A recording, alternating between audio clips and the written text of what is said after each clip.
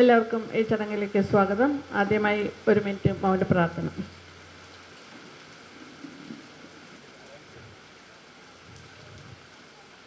സദ്ഭാവന ട്രസ്റ്റിൻ്റെ പുസ്തക പ്രകാശന ചടങ്ങിലെ ഒരു വേറിട്ട ചടങ്ങാണ് ഇന്നിവിടെ നടക്കുന്നത്. ഇന്ന് 3 പുസ്തകങ്ങളാണ് ഇവിടെ പ്രകാശന കർമ്മത്തിലേക്ക് കിടക്കുന്നത്. അതിലേറ്റവും പ്രത്യേകത എന്ന് പറഞ്ഞാൽ 3 പേരും ഒരേ കുടുംബത്തിൽപ്പെട്ട അംഗങ്ങളുടെ പുസ്തകമാണ് ഇന്നിവിടെ പ്രകാശനം ചെയ്യുന്നതെന്നുള്ളതാണ്. നമുക്കറിയാം, ഭാരതീയ സമാജിൻ്റെ ദേശീയ ചെയർമാനും അതുപോലെ തന്നെ സദ്ഭാവന ട്രസ്റ്റിന് ചെയർമാനുമായ ശ്രീ PS ബാലേന്ദ്രൻ സാറിൻ്റെ സഹോദരി രമശേഷിയുടെ മക്കളും കൊച്ചുമോളുമാണ് ഇന്നിവിടെ പുസ്തകം പ്രകാശനത്തിനായി എത്തിയിട്ടുള്ളത്. 3 പേരുടെയും ഓരോ പുസ്തകങ്ങളാണ് ഇന്നിവിടെ പ്രകാശന കർമ്മത്തിലേക്ക് കടക്കുന്നത്.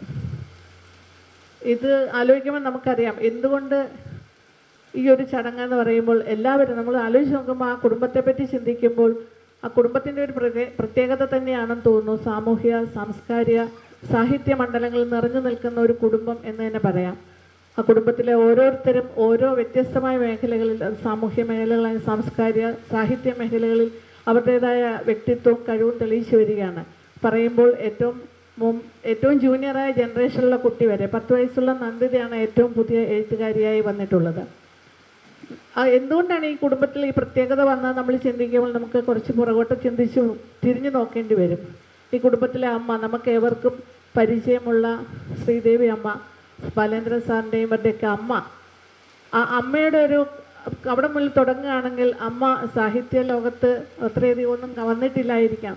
പക്ഷെ സാംസ്കാരികവും ആധ്യാത്മികവുമായി ധാരാളം സമ്പന്നം നിറഞ്ഞൊരു വ്യക്തിയായിരുന്നു അദ്ദേഹം. അമ്മ സാംസ്കാരികപരമായും സാഹിത്യപരമായും ധാരാളം വായിക്കുമായിരുന്ന അമ്മയാണ്. ധാരാളം കഥ പറഞ്ഞു കൊടുത്തിട്ടുള്ള അമ്മയാണ്. അതുപോലെ തന്നെ ആധ്യാത്മികമായി ധാരാളം ചിന്തകൾ ഉള്ള അമ്മയാണ്. ഇപ്പോൾ തന്നെ അമ്മയുടെ മരണശേഷം അമ്മയുടെ വചനങ്ങൾ എല്ലാം നമ്മൾ ഇങ്ങനെ ക്രോഡീകരിച്ച് സാറ് കൊണ്ട് തരാറുണ്ട്. അമ്മ പല സന്ദർഭങ്ങളിലായിട്ട് പറഞ്ഞിട്ടുള്ള വചനങ്ങൾ, ഓരോ വചനങ്ങളും നമ്മൾ വായിച്ചു നോക്കുമ്പോൾ അതിന് എന്തുമാത്രം അർത്ഥവും അതുപോലെ ആധ്യാത്മിക തലവും സാംസ്കാരിക തലവും സാമൂഹ്യ തലവുമാണ് ആ വചനങ്ങൾക്കെല്ലാം ഉള്ളതെന്ന് നമ്മൾ കണ്ട് അതിശയിച്ചു പോകും. ഇത്രയൊക്കെ അമ്മ പറഞ്ഞിരുന്നു എന്ന് നമ്മൾ അതിശയിച്ചു പോവുകയാണ്.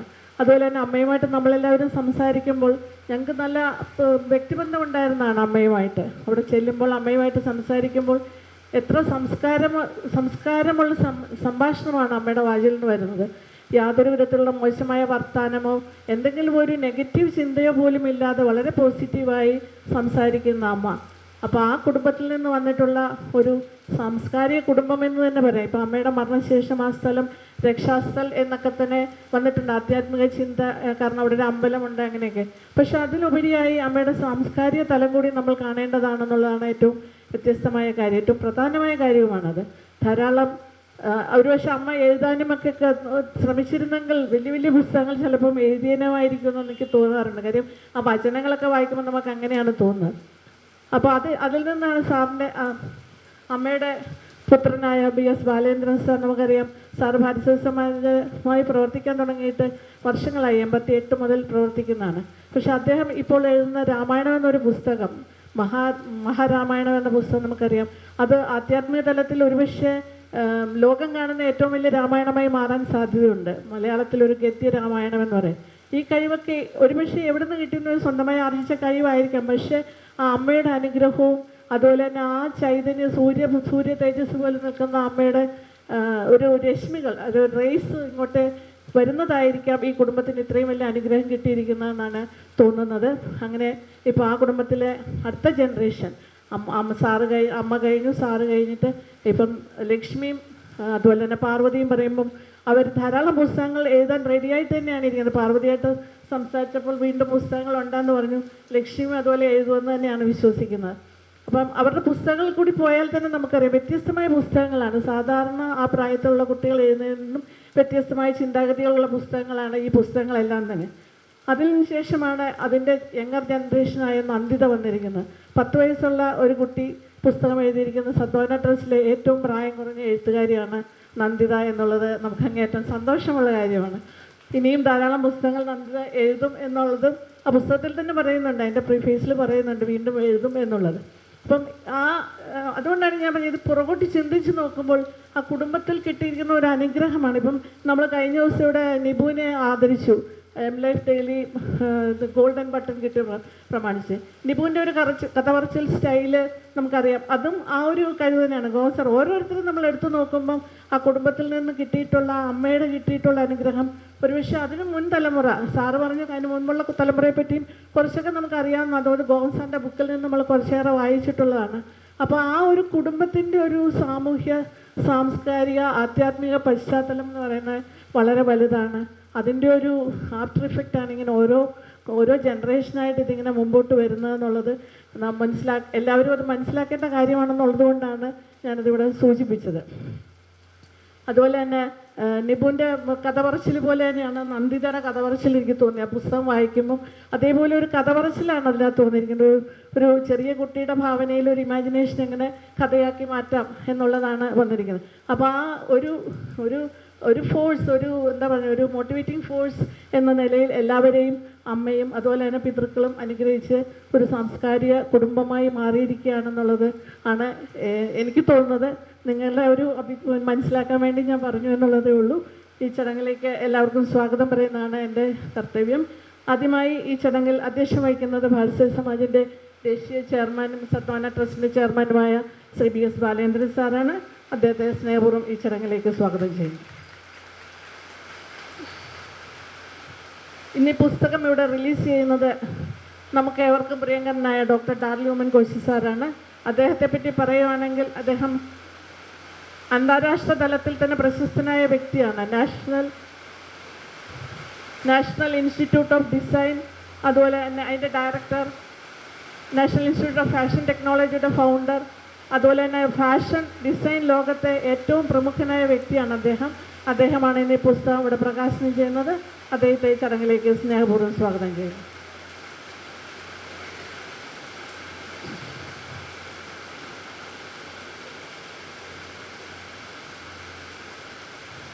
ഇന്ന് ഈ ചടങ്ങിൽ അനുമോദനം അർപ്പിക്കാൻ എത്തിയിട്ടുള്ളത് നമുക്ക് ഏവർക്കും പ്രിയങ്കരിയ റാണി മോഹൻദാസ് മാഡമാണ്. മാഡത്തെ പറ്റി പറയുമ്പോൾ മോഹൻദാസ് എഞ്ചിനീയറിംഗ് കോളേജിൻ്റെ സെക്രട്ടറിയാണ്. അതിലെല്ലാം ഉപരിയായി വ്യവസായ പ്രമുഖയാണ്, സാംസ്കാരിക നായികയാണ്, എഴുത്തുകാരിയാണ്. അതേപോലെ ധാരാളം വിഷയങ്ങളിൽ സംവദിക്കുന്ന വ്യക്തിയാണ്. മാഡത്തിൻ്റെ ഗുഡ് മോർണിംഗ് മെസ്സേജുകളൊക്കെ കണ്ടാൽ തന്നെ അറിയാം ഏതൊക്കെ രീതിയിലാണ് ചിന്തകൾ പോകുന്നതെന്നുള്ളത്. ആ മാഡമാണ് ഇന്നിവിടെ ഈ അനുമോദന പ്രസംഗം നൽകാൻ വന്നിരിക്കുന്നത്. മാഡത്തിന് സ്നേഹപൂർവ്വം ഈ ചടങ്ങിലേക്ക് സ്വാഗതം ചെയ്യുന്നു.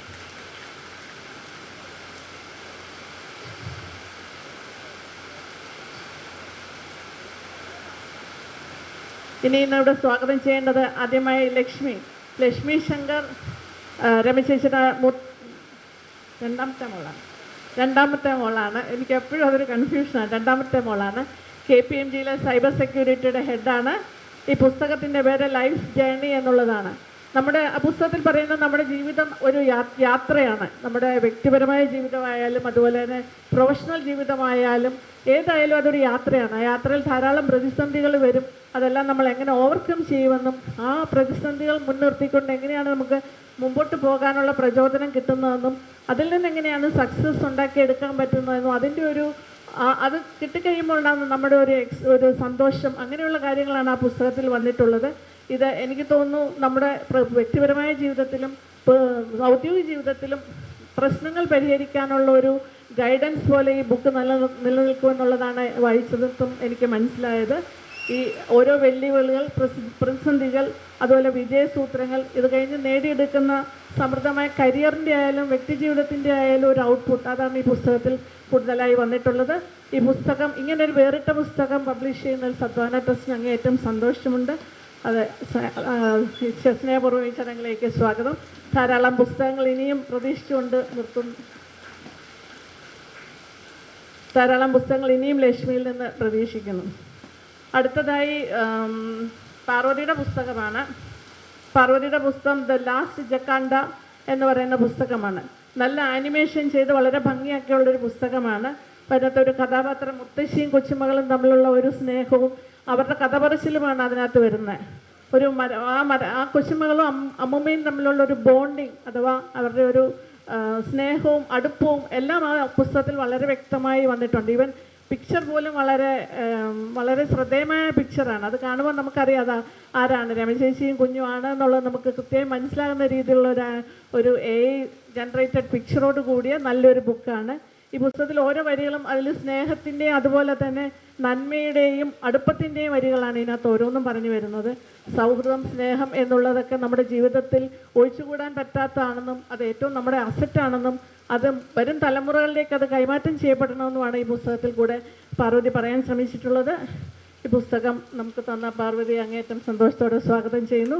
പാർവതി കെനിയയിലെ അമേരിക്കൻ ഡിപ്ലോമാറ്റാണ്. പാർവതി തന്നെ പറഞ്ഞിട്ടുണ്ട് ധാരാളം പുസ്തകങ്ങൾ കയ്യിലുണ്ടെന്ന്. അതെല്ലാം തന്നെ സദ്ഭാവന ട്രസ്റ്റിന് പബ്ലിഷ് ചെയ്യാൻ അങ്ങേറ്റം സന്തോഷമുണ്ട്. അടുത്തതായി കൊച്ചു മകളാണ്, നന്ദിതയാണ്. ഞാൻ നേരത്തെ സൂചിപ്പിച്ച പോലെ 10 വയസ്സുള്ള കുട്ടി സദ്ഭാവന ട്രസ്റ്റിൻ്റെ ഏറ്റവും ചെറിയ പ്രായം കുറഞ്ഞ എഴുത്തുകാരി.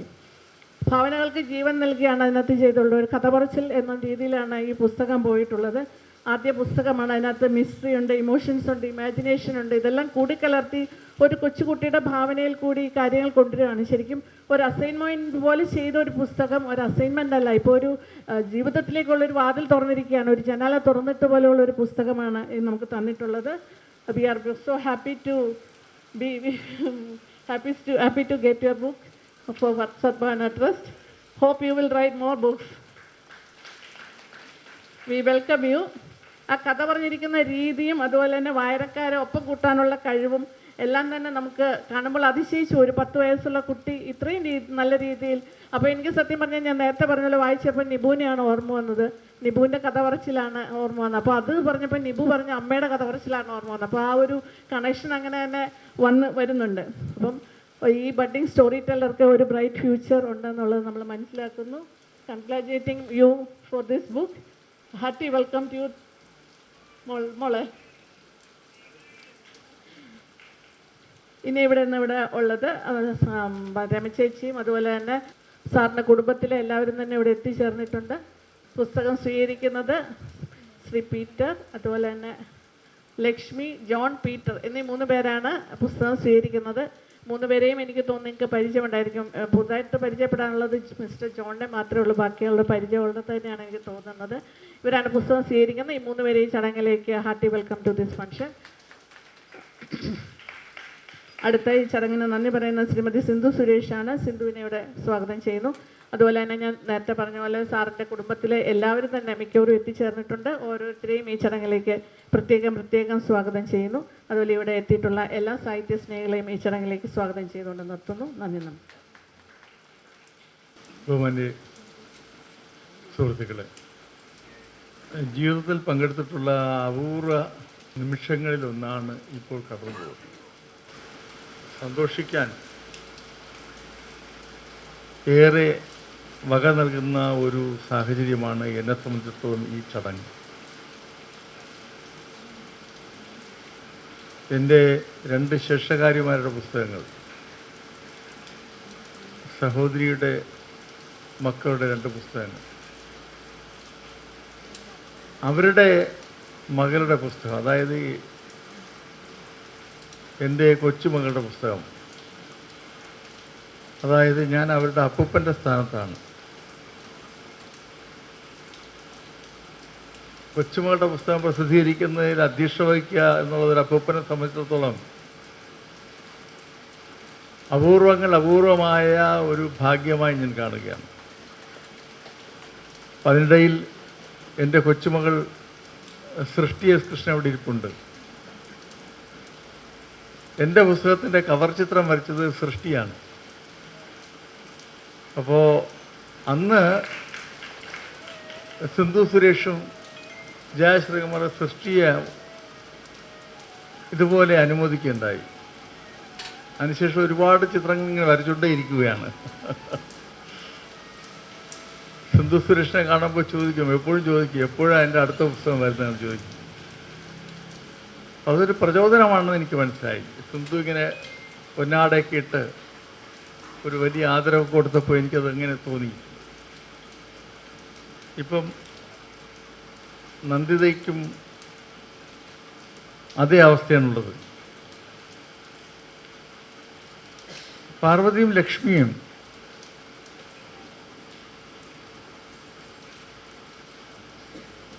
വളരെ ക്രിയേറ്റീവായിട്ട് കാര്യങ്ങൾ ചിന്തിക്കുകയും സംസാരിക്കുകയും ചെയ്യുന്ന കുട്ടികളാണ്.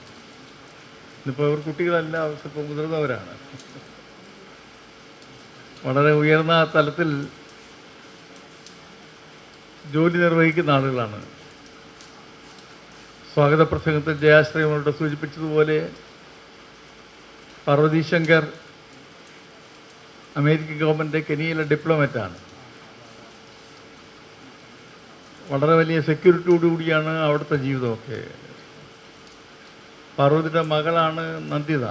നന്ദിതയ്ക്ക് സ്കൂളിൽ പോകുന്നതിനും സെക്യൂരിറ്റിയാണ്. ഇവിടെ സെക്യൂരിറ്റി ഒന്നും ഇല്ലാതെ സുഖമായി സമ്മേളനങ്ങളിൽ പങ്കെടുക്കുവാനും ഷോപ്പിൽ കയറി ഇറങ്ങി നടക്കാനും ഒക്കെ സാഹചര്യമുണ്ട്. അതുപോലെ ലക്ഷ്മി ശങ്കർ, ഡോക്ടർ ലക്ഷ്മി ശങ്കർ, ഡോക്ടർ ലക്ഷ്മി ശങ്കർ നാസയിലെ ഉദ്യോഗസ്ഥയായിരുന്നു. നാസയിലായിരുന്ന കാലഘട്ടത്തിൽ ലക്ഷ്മി ശങ്കറോടൊപ്പം നാസ വിക്ഷേപിച്ച അവസാനത്തെ ഉപഗ്രഹത്തെക്കുറിച്ച് വലിയ വാർത്തയായിരുന്നു ഇവിടെയൊക്കെ. അപ്പോൾ അതിലൊരു ഇന്ത്യക്കാരി ഉണ്ടായിരുന്നു, ഒരു മലയാളി ഉണ്ടായിരുന്നു എന്നുള്ള വാർത്ത. അപ്പോൾ അത് ലക്ഷ്മിയുടെ ജൂനിയറായി വർക്ക് ചെയ്യുന്ന ആളായിരുന്നു. അപ്പോൾ ലക്ഷ്മി അതിനു മുമ്പ് തന്നെ നാസ വിട്ടു. അപ്പോൾ നാസയിലുണ്ടായിരുന്ന സമയത്ത് ലക്ഷ്മിക്ക് ഇതേപോലെ വലിയ പ്രശ്നമായിരുന്നു. അനങ്ങാനും തിരിയാനും പറ്റാത്ത സെക്യൂരിറ്റി ആയിരുന്നു. ഏത് റോഡിൽ പോയാലും സെക്യൂരിറ്റി, എങ്ങനെയായാലും സെക്യൂരിറ്റിയുടെ ഒരു വലിയ പ്രശ്നമായിരുന്നു. അപ്പം അതിൽ നിന്നുള്ള ശ്വാസം നേരെ പോകാൻ വേണ്ടി വേറെ താവളം അന്വേഷിച്ച് പോയി. ഇങ്ങനെ നിരവധിയായ താവളങ്ങൾ അന്വേഷിച്ചാണ് ഇപ്പോൾ KPMGയുടെ തലപ്പത്തെത്തിയത്. അവിടെ സൈബർ സെക്യൂരിറ്റിയുടെ ഗ്ലോബൽ ഹെഡാണ്. ലോകത്തെ ഏറ്റവും വലിയ ഏജൻസികളിൽ, ധനകാര്യ സ്ഥാപനങ്ങളിൽ, ഓഡിറ്റ് സ്ഥാപനങ്ങളിൽ പ്രമുഖമാണ് KPMG എന്ന് നമുക്ക് എല്ലാവർക്കും അറിയാം. ഇവിടെ ഇന്ത്യയിലും കേരളത്തിലും ഒക്കെ തന്നെ അവരുടെ സാന്നിധ്യമുണ്ട്. ഇങ്ങനെ രണ്ട് പ്രഗത്ഭരായ എൻ്റെ ശേഷക്കാർ, അവർക്കൊരു പ്രഗത്ഭയായ മകൾ, അവർ മൂന്നുപേരും തയ്യാറാക്കിയ പുസ്തകങ്ങൾ ഇവിടെ പ്രകാശനം ചെയ്യപ്പെടുകയാണ് സദ്ഭാവന ട്രസ്റ്റിൻ്റെ പേരിൽ.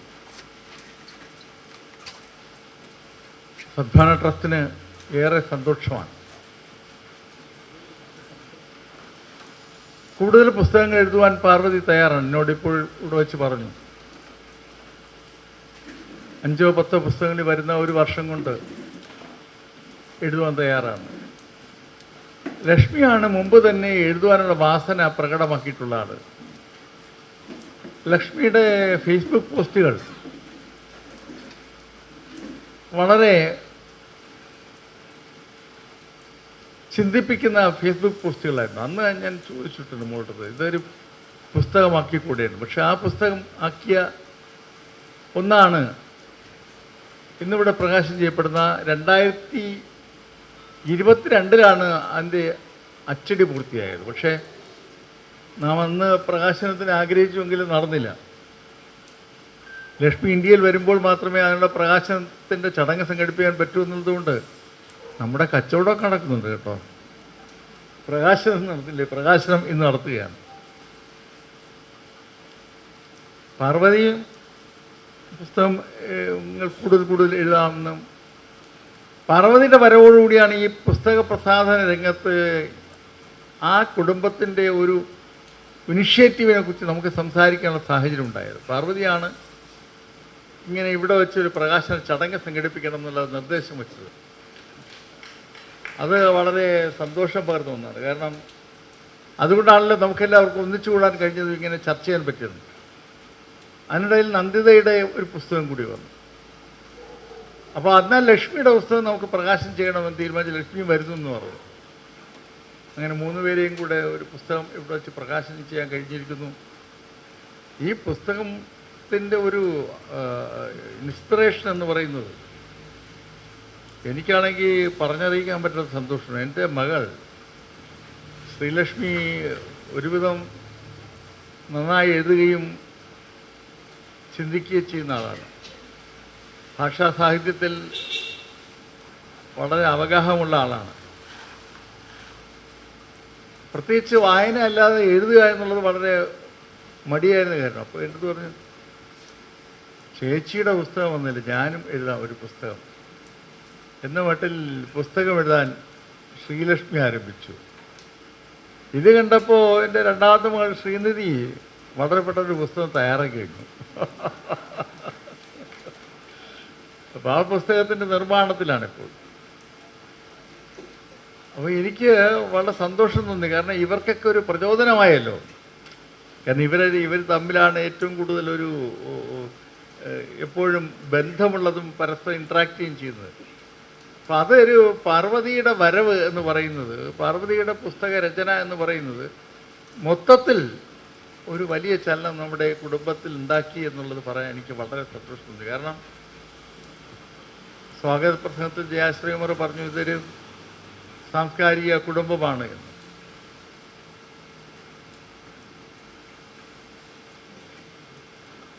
അത് അമ്മയായാലും അമ്മയുടെ അമ്മയായാലും എല്ലാവരിൽ നിന്ന് പകർന്നു കിട്ടിയ ഒരു കരുത്തും അറിവുമുണ്ട്. ധാരാളം വായിക്കുകയും ധാരാളം അറിവ് പങ്കുവയ്ക്കുകയും ചെയ്യുന്ന ആളുകളാണ് ഇവരൊക്കെ.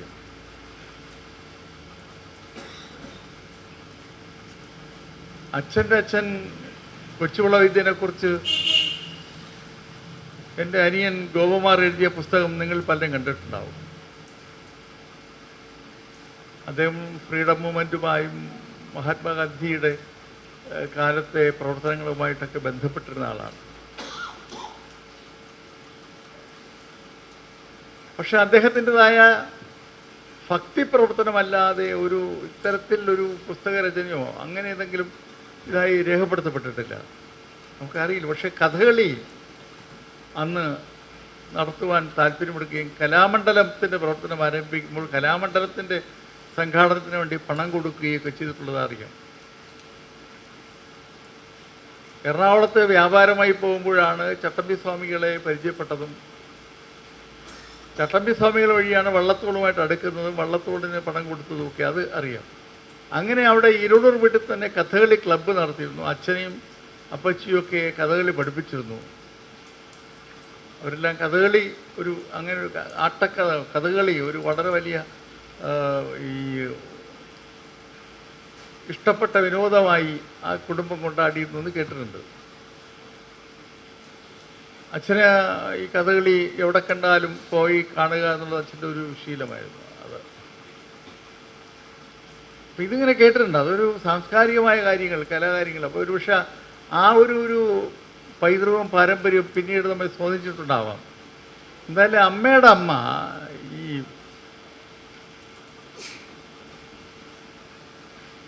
രാമായണ കഥയും ഭാഗവതവും ഭഗവത്ഗീതയും ഒക്കെ തന്നെ മഹാഭാരതവും ഒക്കെ തന്നെ കുഞ്ഞുനാളിൽ തന്നെ നമ്മളോട് പറയുമായിരുന്നു. അപ്പം ഞാൻ ആദ്യം രാമായണം ഒരു ആവർത്തി വായിച്ചിട്ട് ഞാൻ അമ്മച്ചിയോട് പറഞ്ഞു, അമ്മച്ചി എന്ന് വിളിക്കാം, അമ്മയുടെ അമ്മയെ, ഞാൻ രാമായണം വായിച്ചു അമ്മച്ചി എന്ന് പറഞ്ഞു. അപ്പോൾ അമ്മച്ചി പറഞ്ഞു ഈ രാമായണം ആദ്യം ഒരു പ്രാവശ്യമല്ലേ വായിച്ചുള്ളൂ മോൻ, 1-2 പ്രാവശ്യം കൂടെ വായിക്കാൻ പറഞ്ഞു. അത് കഴിഞ്ഞിട്ട് അടുത്തത് ഭാഗവതം വായിക്കണം, മഹാഭാരതം അവസാനം വായിച്ചാൽ മതി, ഭാഗവതം വായിക്കണം. ഭാഗവതം വായിച്ചിട്ട് പിന്നീട് ഒരിക്കൽ സമയം കിട്ടപ്പോൾ ഭഗവത്ഗീത വായിച്ചു തുടങ്ങിയാൽ മതി. ഭഗവത്ഗീത നന്നായി പഠിച്ചു കഴിയുമ്പോൾ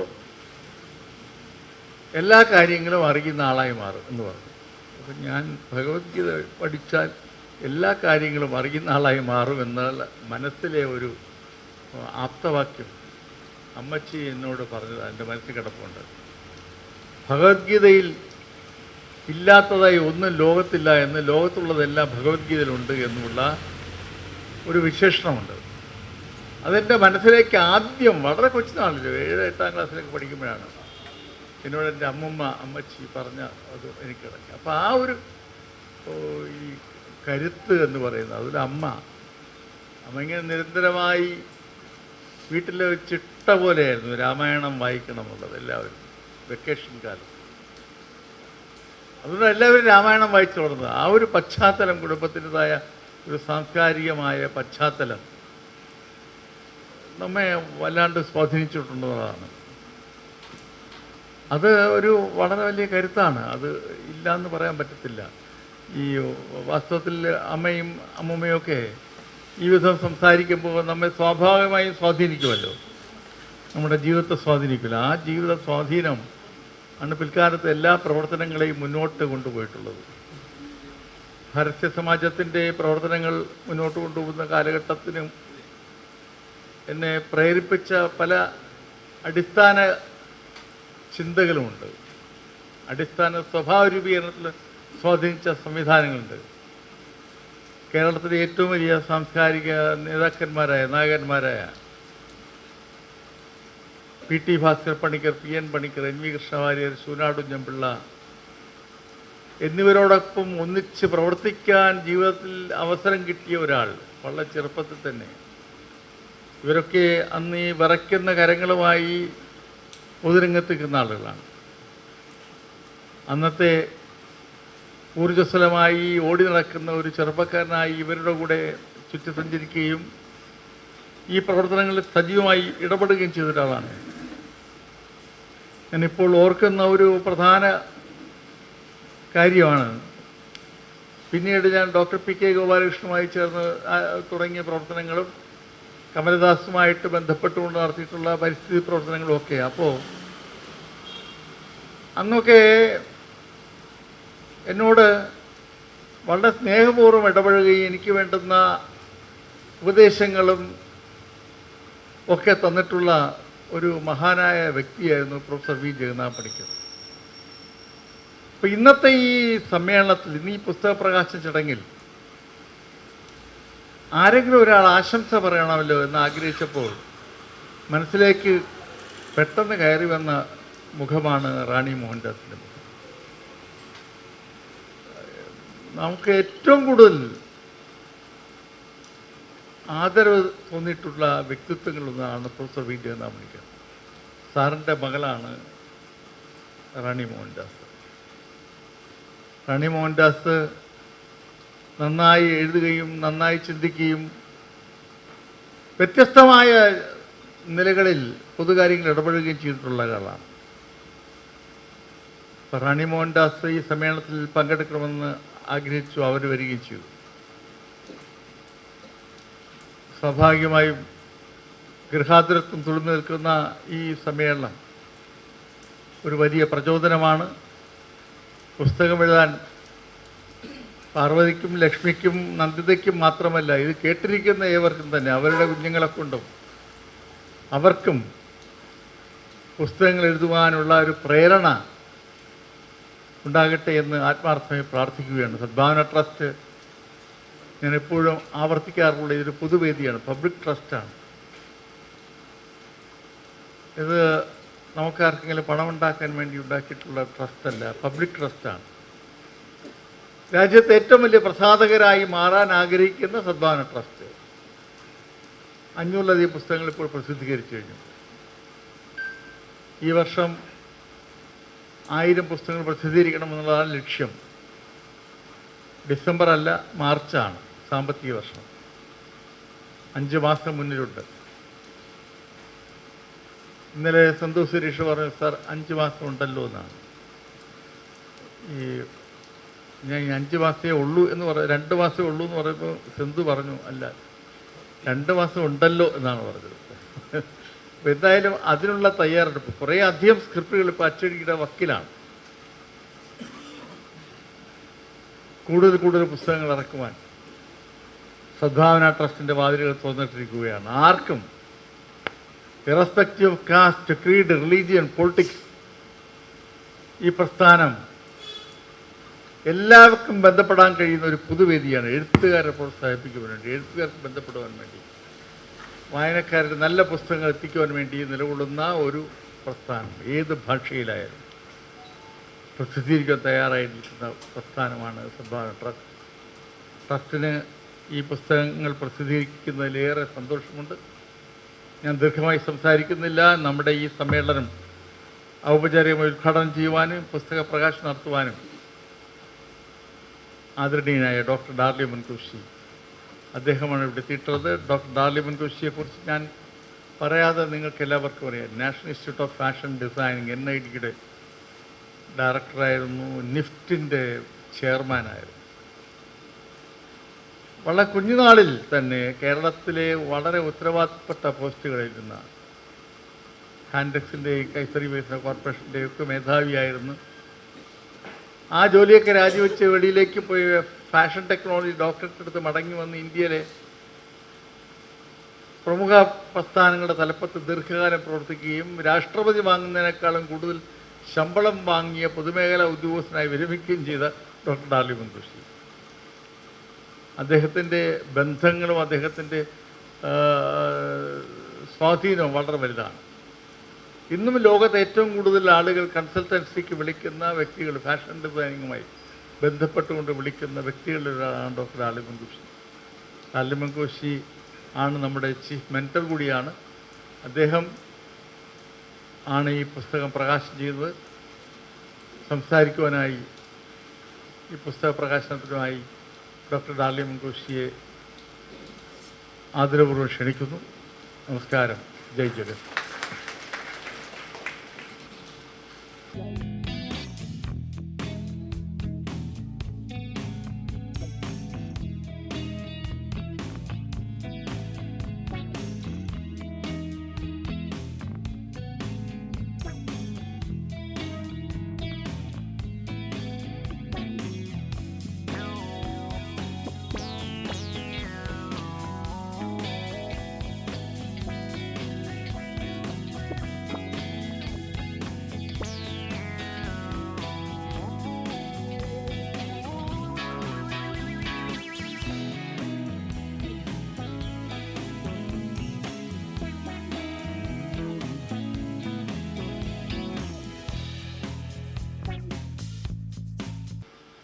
And I believe Sadbhavana Trust and its publication efforts are very significant because that is where the people get an opportunity, as Balendran explained, to become democratically involved with literature and writing and reading. Here he is not sitting in judgment about what you are writing. He is making a book market which will decide what is good for them and they will read.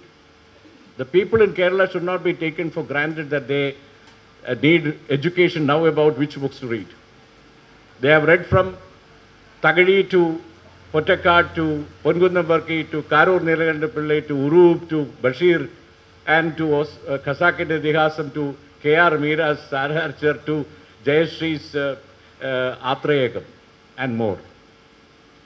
They don't require now your education specially to select which book they should read. And I like that principle which Sadbhavana stands for. If you have an idea, if you have the language, try your hand, write those books, and we are there to publish and support. I want to congratulate you. Yeah. Where is my water? Okay, now I come to the books.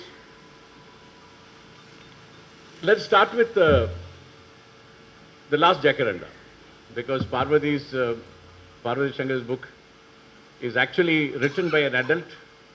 In my view, it is written for children, but it is an allegory or a parable for adults. So it is not very easy that you just take the book and go through the animation pictures and think that, this is a book about the last Jacaranda. It would be a misreading of the book. But I would like children to read just at that point, at that level. Let us look back at the background of this book. Jacaranda as a tree was brought from South America in 1800s to South Africa. Just like many other trees have come to India, tapioca included. So in this, from 1800 to 2001, Jacaranda just went on to increase in number in Pretoria, which is the capital of South Africa. And of course, Nelson Mandela's great land. So the Pretoria came to be known as the Purple City because the flowers of Jacaranda was purple. And that way we can call Delhi, where I lived 36 years, as Gulmohar City, because the flame of the forest and Gulmohars really spot the entire city, the megapolis of Delhi.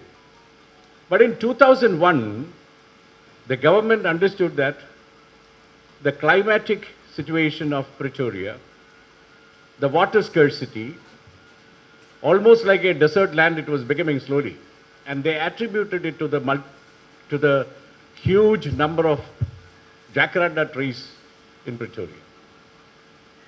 And then they made it illegal to plant any trees of jacaranda after 2001, and also made it illegal to cut any trees planted before 2001.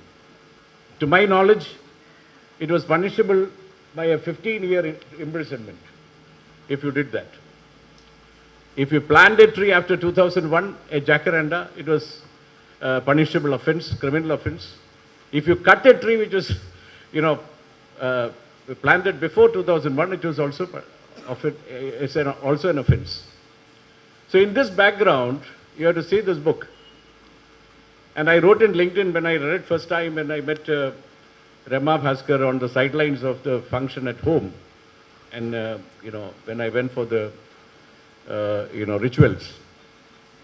And that time I had gone through this and wrote in LinkedIn that this is a book which should be read also by every city planner in the country, because we are talking about a sustainable future. Why is Delhi becoming and resembling more like Rajasthan in terms of the desert climate? Why is it looking that there is always water shortage? Why is it that there is always flooding in rains? So is it only particular to Pretoria, this book? I believe it's a big document for supporting a sustainable life together. But of course, there is a story which says that this grandma is asked by Nandi, must be Nandida's little name reflected in that. Nandi is asking Maya, who is the grandmother, to tell a story. And she tells a story, and probably there is some reflection of the childhood, reflections of a childhood friendship, which was also lost, like the lonely jacaranda now standing. Because there was a guy called, how is it pronounced, I don't know, Mpilo? Is it correct? Okay. Mpilo and Nandi are the two characters. They are talking, but there is one simple thing. Even after jacarandas are gone, the petals of that are preserved. And you can actually make some jam by using those petals juice into a little bit salty, little bit bitter, little bit sugary jam. And that was the recipe which was transferred. It's like, a kind of heirloom, which we do today talk about families shifting. Almost like that, the jam represents an heirloom of that generation. But what I like most about is, there is a very, very poignant statement at the end. Yeah. So she says in this page, Nandi looked at the last jacaranda, a single tear rolling down her cheek. It's beautiful, Grandma Maya, she whispered, her voice filled with a newfound understanding. Grandma gently pulled Nandi closer. Yes, it is my love. Even in its loneliness, it holds the memories of 1,000 springs. 1000 വസന്തങ്ങളുടെ ഓർമ്മ പേറി നിൽക്കുന്ന മരമാണ് ഈ ഒരു മരം. ഒരു മരമേ ബാക്കിയുള്ളായിരിക്കാം, പക്ഷെ 1000 വസന്തങ്ങളുടെ ഓർമ്മയും അതിൻ്റെ ഊഷ്മളതയും അതിൻ്റെ മാധുര്യവും അതിൻ്റെ മധുരമായ ഒരു ഒരു ഒരു ഒരു എന്താ പറയുക, സ്മെല്ലിന് എന്താ പറയുക, ഗന്ധം, അതിൻ്റെ മനോഹരമായ ഗന്ധവും കരയേറി നിൽക്കുന്ന ഒരു മരം. It holds the memories of 1,000 springs, and that, my dear, is a kind of magic in itself. എനിക്ക് കേരളത്തിൽ വരുന്നതിന് മുമ്പ് ഏറ്റവും കൂടുതൽ മിസ് ചെയ്യുന്ന കൊന്നമരങ്ങളാണ്. എൻ്റെ വീട്ടിലെ 2 ബെഡ്റൂമിലും കൊന്നമരങ്ങളുടെ കൊന്നപ്പൂവിൻ്റെ പടമുണ്ട്, ദ ഗോൾഡൻ ഷവർ ഫ്ലവർ. ഇത്രമാത്രം ഗൃഹാതുരത്വം ഉണ്ടാക്കുന്ന ഒരു ഒരു വസന്തം വീട്ടിൽ വരുന്നതാണ് ആ കൊന്നപ്പൂ കാണുമ്പോൾ. അതിപ്പോഴും അതെ, കൊന്നപ്പൂ എനിക്ക് തോന്നുന്നു തിരുവനന്തപുരത്ത് ഞാൻ കണ്ടതിലൊക്കെ കൂടുതൽ ഞാൻ താമസിച്ചിരുന്ന ഓർക്കിഡ് പെറ്റൽസിലെ 36 ഏക്കറിൽ ധാരാളം അമൽത്താസ് എന്ന് ഞങ്ങൾ വിളിക്കുന്ന കൊന്നമരങ്ങളുണ്ടായിരുന്നു. ഇവിടെ അത്രയും കാണുന്നില്ല. ഇപ്പം മരങ്ങളിലൂടെ നടാത്തതാണോ അതോ കൊന്നമരങ്ങൾ പിണങ്ങി നിൽക്കുകയാണോ എന്ന് അറിഞ്ഞില്ല. ഏതായാലും this story is fascinating Parvati. Incredibly beautiful. I believe the SDG goals, Sustainable Development Goals, are ending in 2030 and we are in 2025. Almost all the 17 goals of SDG are lagging behind. India is probably a little ahead of other countries, but we are still about 25% of SDG accomplishment. For SDG accomplishment, this is a very important document. Similarly, in biodiversity, there is severe degradation of biodiversity in the country. What we need to keep and what we need to discard are not known to the policy makers. And therefore, in front of our residential plots, we are making pana, ornamental pana, palms ആണ് നടുന്നത്. ഞാൻ NIDയുടെ direct ആയിരിക്കുമ്പോൾ the trees of NID എന്ന് പറഞ്ഞൊരു പുസ്തകം തന്നെ ഉണ്ട്. അപ്പം ഞാൻ ചോദിക്കും ഇവിടെ എന്താണ് നമ്മൾ ഈ പഴങ്ങളുള്ള ഒന്നും പെടാത്ത ഒരു പറയും വാനരന്മാർ നമ്മുടെ മങ്കീസ് വരും കൂടുതൽ. അപ്പോൾ പിള്ളേർക്ക് അത് ശല്യമാണ്. അതുകൊണ്ടാണ് പുളി മാത്രമേ ഉള്ളൂ എന്തെങ്കിലും ഒരു ഫ്രൂട്ടായിട്ടുള്ള പുളി, നമ്മുടെ ആ ചെറിയ നീണ്ട പുളിയില്ലേ, അത് മാത്രമേ ഉള്ള വഴിയത്തുള്ള മരം. ബാക്കിയെല്ലാം മറ്റുള്ള മരങ്ങളാണ്. ഫ്രൂട്ട് ബെയറിങ് ട്രീസേ അല്ല. വളരെ കെയർഫുള്ളായിട്ടാണ് ആ ക്യാമ്പസിലെ ട്രീസ് നട്ടിരിക്കുന്നത്. ഭഗവത് എന്ന് പറഞ്ഞ ഒരാളാണ് നട്ടതെന്നാണ് പറയുന്നത്, ഒരു ബൊട്ടാനിക്കൽ ഫ്രെയിം ഓഫ് മൈൻഡുള്ള. ഇവിടെ ഇപ്പോൾ എല്ലാ സ്ഥലങ്ങളിലും നമ്മൾ ഓർണമെൻ്റൽ അല്ലാതെ ഷെയ്ഡ് പോലും ഇല്ലാത്ത രീതിയിലാണ് നമ്മുടെ സിറ്റികൾ, അതുകൊണ്ട് ഫോളിയേജസും ഷെയ്ഡും ഇല്ലാത്ത സിറ്റികളായി മാറിക്കൊണ്ടിരിക്കുന്നത്. So I think it is a lesson to read through as an allegory, as a parable, but as a children story by all the children like Nandi and more. So I just stopped there, but lot more to say. I can write probably a little more about that book, but fantastic. Congratulations on this wonderful journey. Okay, now I come to Lakshmi Shankar's book.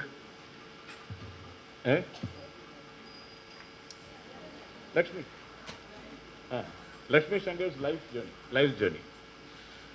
അപ്പം അത് പക്ഷേ ഇതിനകത്ത് ലക്ഷ്മിയുടെ പടമാണോ എനിക്ക് അറിഞ്ഞുകൂടാ. But she is carrying a back pack.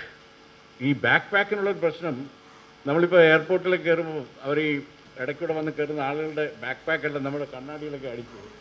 വലിയ പ്രശ്നമാണ്. കാരണം അത് 3 ഡയമെൻഷനിലാണ്, 3D ആണ്. അതിൻ്റെ എത്ര വോളിയം ഉണ്ടെന്ന് ഈ എടുക്കുന്ന ആൾക്കും അറിഞ്ഞുകൂടാ, കൊണ്ടുപോകുന്ന ആൾക്കും അറിഞ്ഞുകൂടാ. പക്ഷേ എനിക്ക് തോന്നുന്നത് ബുക്കിലൊരു സൂട്ട് കേസിൻ്റെ മട്ടാണ് എനിക്ക് തോന്നിയത്. It looked like a suitcase. She has taken this whole book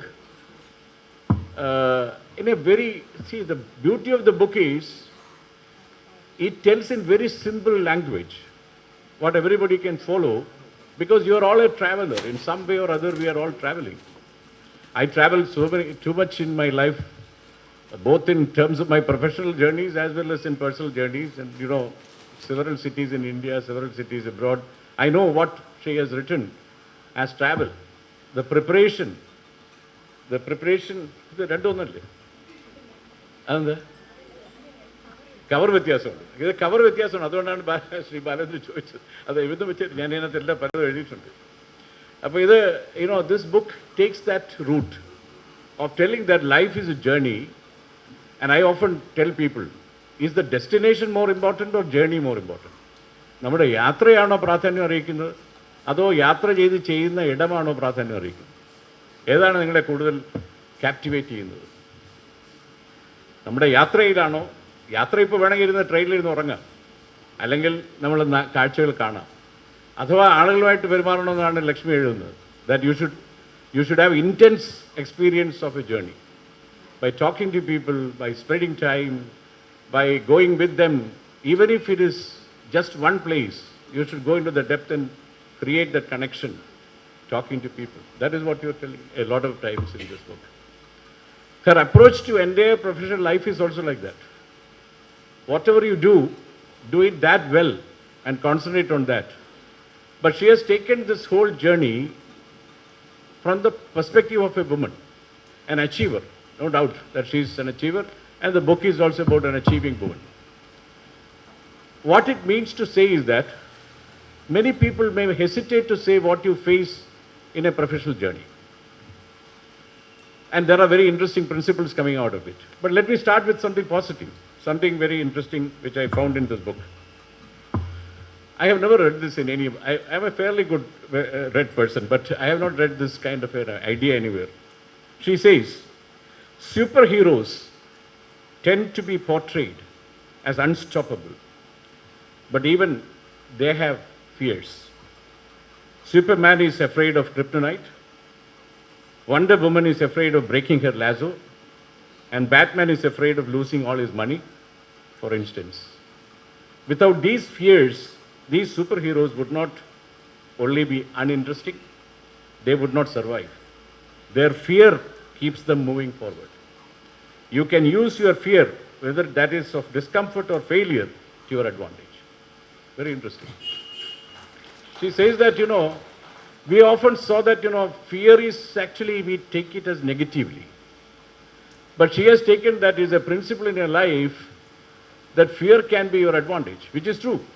If I don't feel some butterflies in my belly before the speech, though I must have made thousands of speeches, that shows that you are really not doing your best to do this job.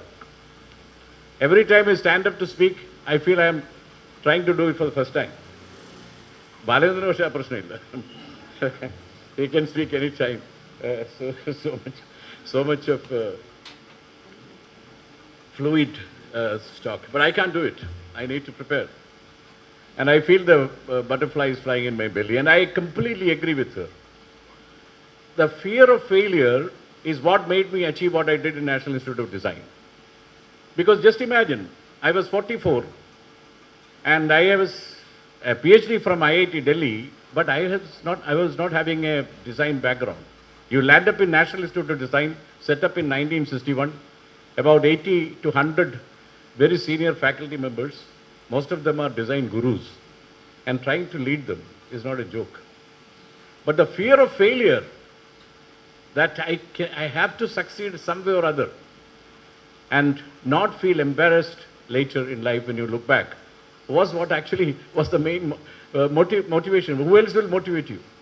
So I believe, the philosophy which Lakshmi unravels is fantastic.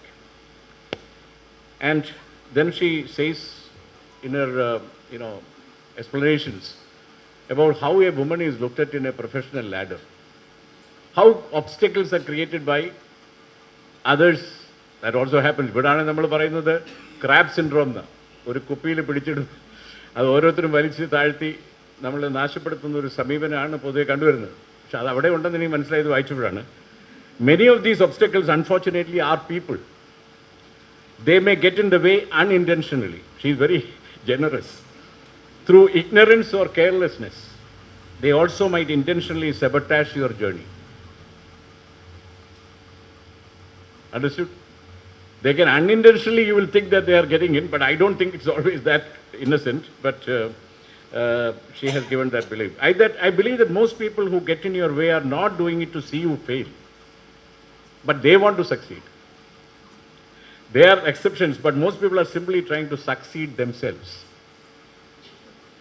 That is wonderful. It is not that they want you to fail, but in their high craving for success, they actually disturb and put obstacles in the path of success of somebody else. I think it is brilliantly written. And then there is also a little bit of masochist tendencies among your superiors or leaders, which she describes very beautifully. How men look at professional leaders as women. You must be all, this room is full of achievers who are women, but you must be also facing as you are moving along. So for example, here she is confronting the issues of somebody's left-handed comment.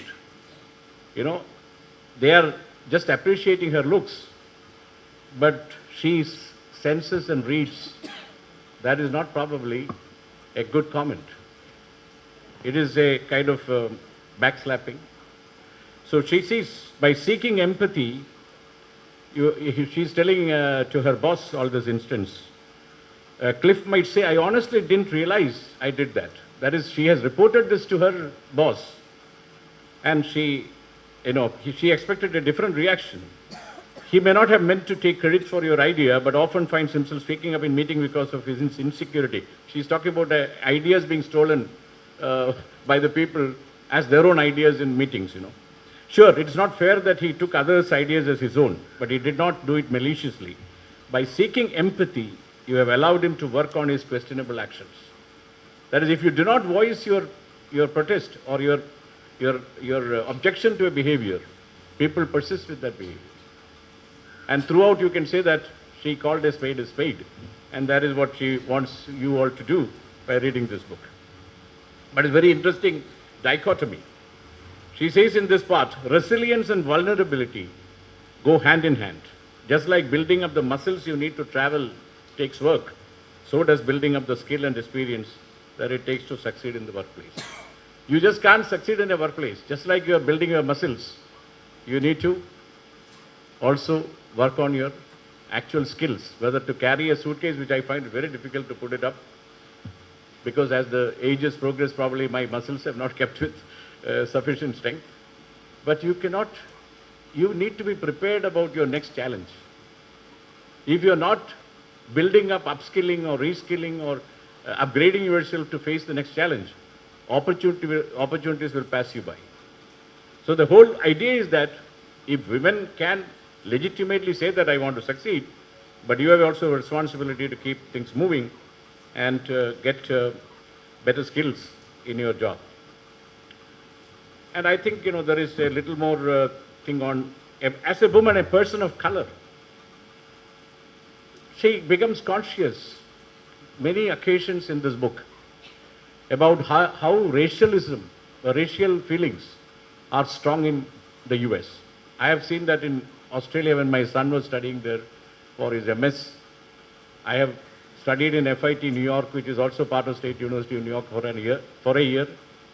And but I did not really find, in fact, the lift man, elevator guy, was a black. So Marvin Feldman, the president of FIT, which is a very big, post, and I used to, as professor from India undergoing a fellowship, occasionally we have entered together into the elevator. And this black guy will tell me, how are you, Prof, from India? How are you doing? But does not even give a glance to his president, Marvin Feldman. So I have seen the opposite of it happening. That is, they are very partial when it comes to their color and our color probably matching in brown and black, but he is not very happy with the president, which was in the 8th floor building of FIT. But, she says, for example, as a woman, a person of color, and an immigrant, I have found that many social justice issues are not just issues, but affect my livelihood as well. I think she has just faced again, I understand from Balendra, probably she would have been sitting on the board. For many, talking about immigration is a privilege. If you have never immigrated yourself, it is a privilege to be able to have an opinion on immigration, because it's just an opinion. For me and other immigrants, however, a view on immigration affects us personally. It is not just a viewpoint, because it affects that viewpoint which determines our lives. My son lives in San Jose. He is not an American citizen yet, but he is a green card holder. But he feels comfortable living in San Jose because his wife is French and she is white. And the children are luckily, I don't want to say more, I am not a racialist, but both the children look the other side, mother's side more. So it is okay. They are living happily. But the point which you drive home is really stupendous. And I want to admire you for your candidness, So I wanted to say, Lakshmi, that, given your background, being a PhD and highly accomplished cybersecurity expert, moving globally in different companies, you could have made it a very, very erudite publication. A complex statement of her achievements and learnings which you must glean by reading the book. But she has just taken the route to sit along with us and enter into a conversation, which I thought was fantastic. And my Heartiest congratulations. So I have, touched upon 2 books, but Nandi, a prodigy worth looking at. She is going to be, a Han Kang or Kamala Das, or I don't know what she is going to become, but she shows the potential. There is a famous American writer, a woman, whose name is Muriel.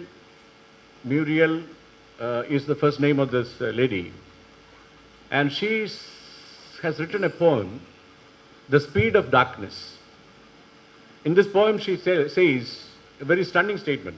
The world is not made of atoms. The world is made of stories.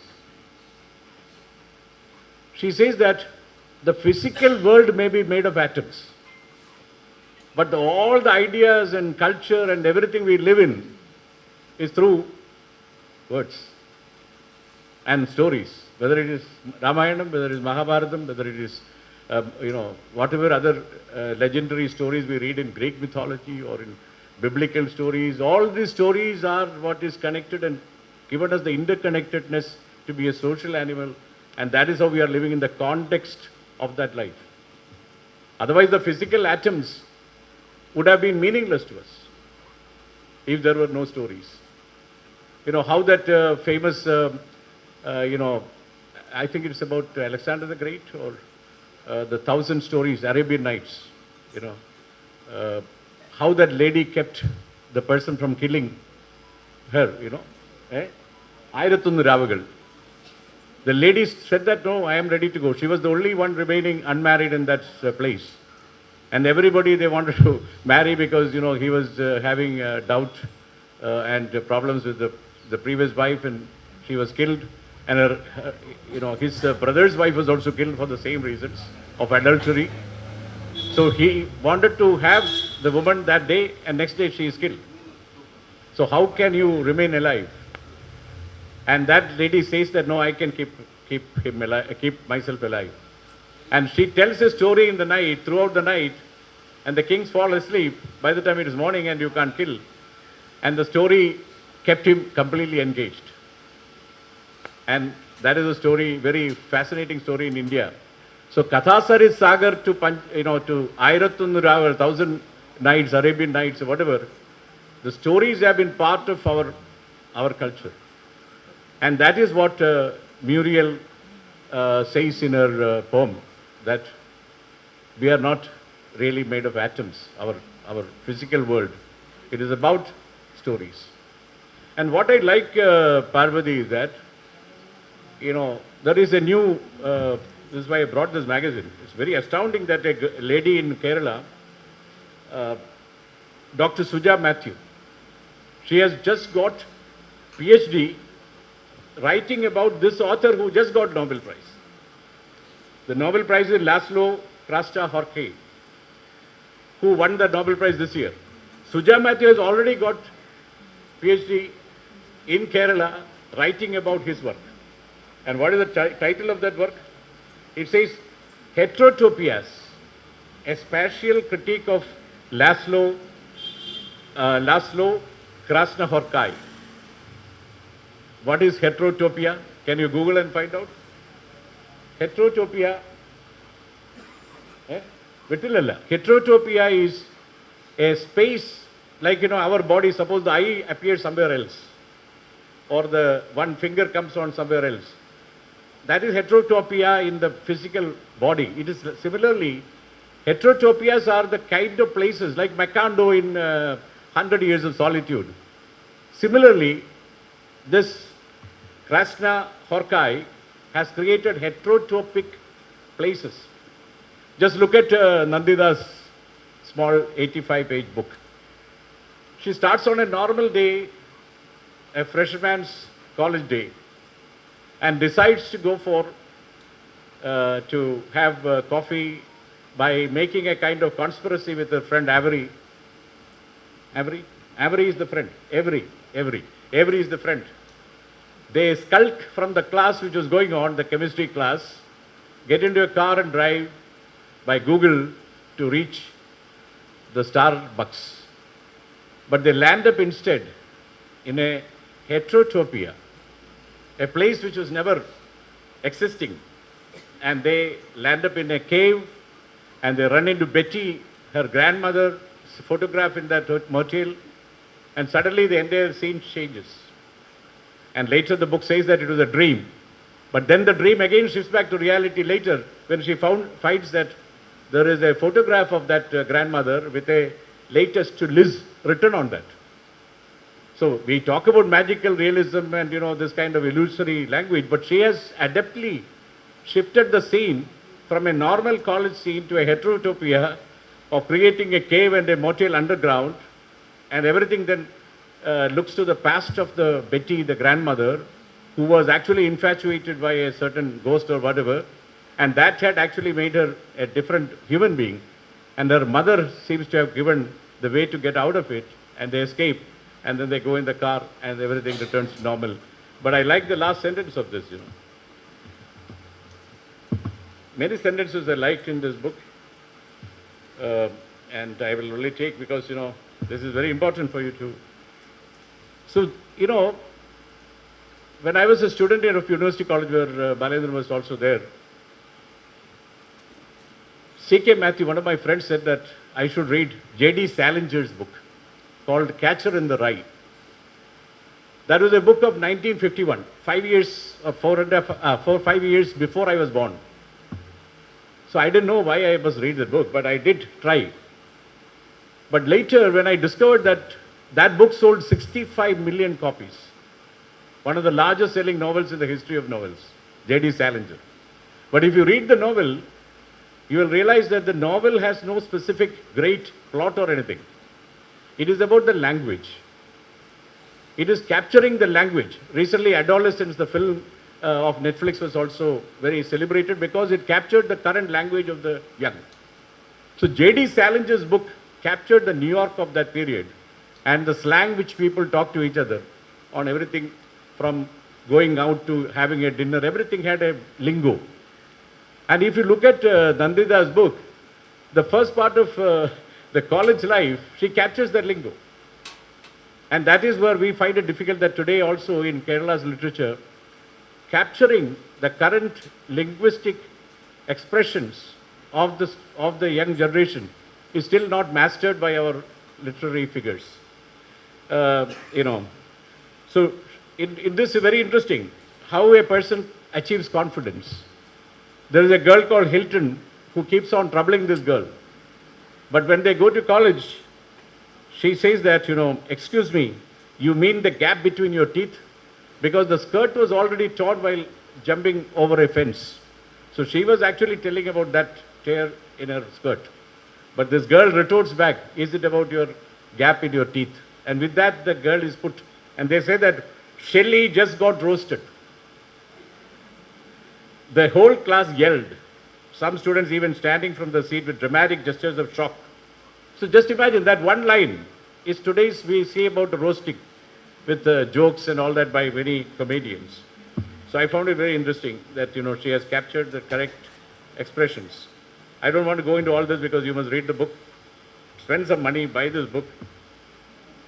And Nandita will write many more, and she will then one day become like Han Kang, and we can read. So when we found the corner and see the dilapidated Victorian house set back from the road, its one white pane now grey and flaking, its wraparound porch sagging in places, I know with absolute certainty that some dreams are more than dreams.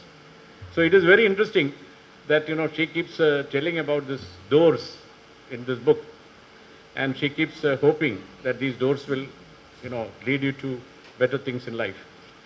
So I want to read this. This is one of the most stunning statements, like the other statement I read from Lakshmi's book on this kind. She says, some doors, once closed, should remain that way. But others, friendship, love, future possibilities, those we can choose to open again and again. It's a very beautiful sentence. Because we know that in life, if you want to go forward, you should not open certain doors. Keep it closed. But you must also, like Balendran opened the doors when I came back to Trivandrum after 36 years, he just switched open. So that is okay. It is very heartening. So those we can choose to open again and again. I feel that shows the maturity and an inkling of future of the caliber of this charming, which Parvati calls my radiant daughter. Right? She is very radiant, and I wish her the very best. So I have given you a glimpse of the 3 books which I had just had the privilege and honor of a great promising girl, Nandita, and accomplished ladies, Parvati and Lakshmi, and their great mother, Rema Bhaskar and Shashi Shankar, and their Mutashi, the Kunyamma Sridevi, and all of you for providing this great cultural rejuvenation and showing that a family, as Balendra was again and again telling, that in his own family there is a churn. Oh, if Parvati can do it, if Nandita can do it, we can also do it. Why not? No, don't ask the question why. Ask the question, why not? Thank you, ladies and gentlemen.